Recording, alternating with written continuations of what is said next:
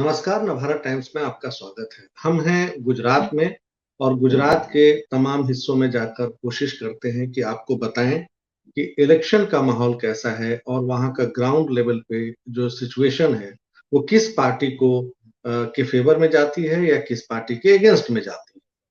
तो कल हम थे मोरबी में, आज तो राजकोट में हैं। कल मोरबी में थे और वहां जो कुछ भी हमने देखा वो हम आपको बताने की कोशिश करते हैं। हम कल गए मच्छू माता मंदिर और वहां पर थी बगल में ठहरी हुई मच्छू नदी। कुछ दूर दिखाई दे रहे मयूर ब्रिज पर जिंदगी सामान्य गति से मच्छू नदी को पार करती हुई दिखाई दे रही।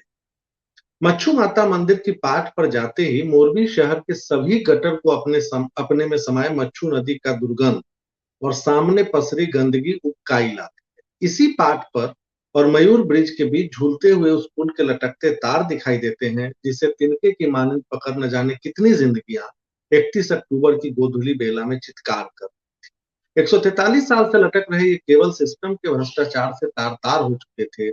जब 500 लोगों का वजन पड़ा तो ये केवल करा उठे और पैरों तले से जमीन खिसक गई। देखते देखते 135 जिंदगियां जलकुंभियों से भरे पानी के नीचे समा गई।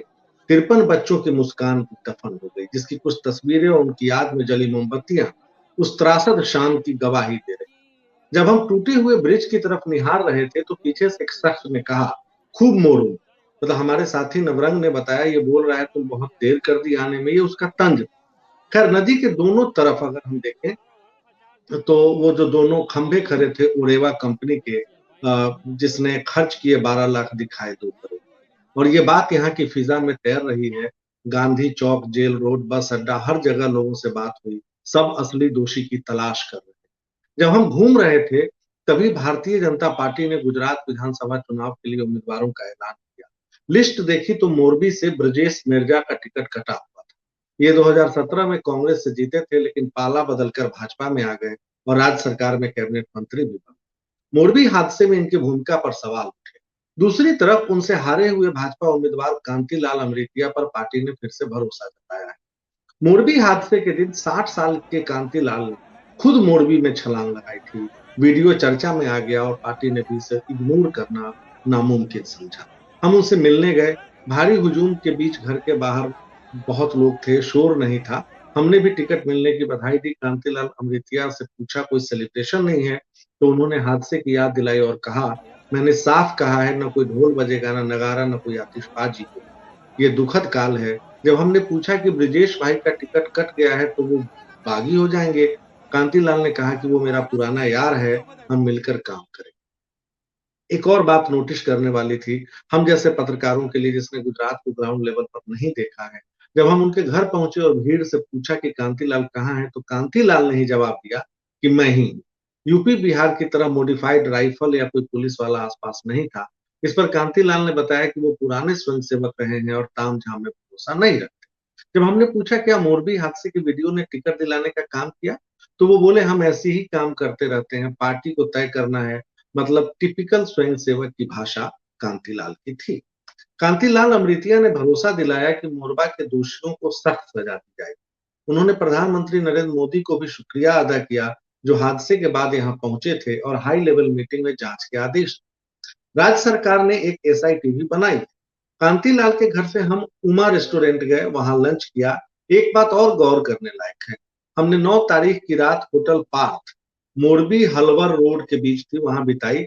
वहां भी नेटवर्क की दिक्कत थी और शहर हमारी टीम के पास रिलायंस, जियो, वोडाफोन, एयरटेल तीनों के सिम और डेटा कार्ड हैं, लेकिन स्पीड नदारद। स्पीड मिली सीधे शाम को जब हम उस पुलिस स्टेशन पहुंचे जहां मोरबी हादसे की रिपोर्ट दर्ज कराई गई थी। वहां साइबर सेल में मैंने देखा कि वी ट्रांसफर से मोबाइल के जरिए वीडियो बहुत दनादन जा रहे हैं। जब इसका जिक्र किया तो पुलिस वाले ने भी हंसते हुए कहा कि आप कहाँ बैठे हैं, जरा ये भी तो देखो। खैर, इस बीच हम एक स्थानीय पत्रकार से मिले, गुजराती भाषा के भाषाई पत्रकार। उन्होंने बताया कि कांतिलाल अमृतिया भी पाटीदार हैं, लिखते अमृतिया। ये कड़वा पाटीदार है और मोरबी में इनकी संख्या काफी है। हम बस स्टैंड पहुंचे तो वहां भी मच्छू नदी की तरह गंदगी का अंबार लगा था। पूछने पर एक पैसेंजर ने बताया कि मरी हुई मछलियां यहाँ कोने में फेंक देते हैं, जिसकी सरांत से आंतें बाहर आ जाती हैं, ऐसा लगता है। यहाँ हजारा से आए जिग्नेश से हमने बात की। उसने कहा कि चुनाव में महंगाई मुद्दा रहेगा, चप्पल, तेल सब महँगा हो गया है। 19 साल के अब्दुल्ला से पूछा कि मुर्बी के लिए कौन जिम्मेदार, तो उसने तपाक से कहा, सब जानते हैं किसने किया, उससे पूछिए जो टिकट बेच रहा था, 100 के बदले 500 को पुल पार करवा रहा था। टिकट बाँटने वाले से पूछिए, उसका इशारा उरेवा के मालिक यासुफ पटेल की तरफ था। खैर, अधिकतर लोग साफ-गोई से बताने से कतरा रहे थे कि इलेक्शन में कौन जीतेगा। एक बात जिग्नेश, अब्दुल्ला, नरेंद्र तीनों ने कही कि मुर्बी का रास्ता खराब है। नरेंद्र ने कहा हर जगह गड्ढे हैं, राजकोट में तो ठीक है लेकिन यहाँ नहीं। बाकी एजुकेशन ठीक है। नरेंद्र तो ब्रजेश मिर्जा के समर्थक निकले जो जिनको टिकट नहीं दिया है। उन्होंने कहा कि कांग्रेस से जीते तब भी ठीक थे, बीजेपी में आए तब भी ठीक थे। लेकिन उन्होंने माना कि इस बार लग रहा है ओवरऑल बदलाव का माहौल है। माहौल यानी विधानसभा सीट पर मौजूदा विधायक के खिलाफ। मोरबी जिले में 3 विधानसभा क्षेत्र हैं, मोरबी, टनकारा और वांकानेर। 2017 के विधानसभा चुनाव में तीनों सीटों पर कांग्रेस की जीत हुई थी। मोरबी के ब्रिजेश मेरजा बाद में भाजपा में आ गए। टनकारा सीट से बीजेपी ने प्रत्याशी बदल दिया है, यहाँ से दुर्लाभ जी जेठारिया को टिकट मिला है। वांकानेर से जीतू सोमानी फिर तालपुर के। यहाँ से कांग्रेस के जावेद पीरजादा अभी विधायक हैं। तो ये मोरबी का जो ग्राउंड सिचुएशन है, जो हमने देखा वो आप तक हमने पहुंचाने की कोशिश की। मोरबी से पहले हम हार्दिक पटेल के इलाके में गए थे। वहाँ विरमगाम जहाँ से उनको टिकट मिला है, वहाँ क्या हाल है, वो भी हम आपको अगले वीडियो में बताएंगे। इंतजार कीजिए। नमस्कार।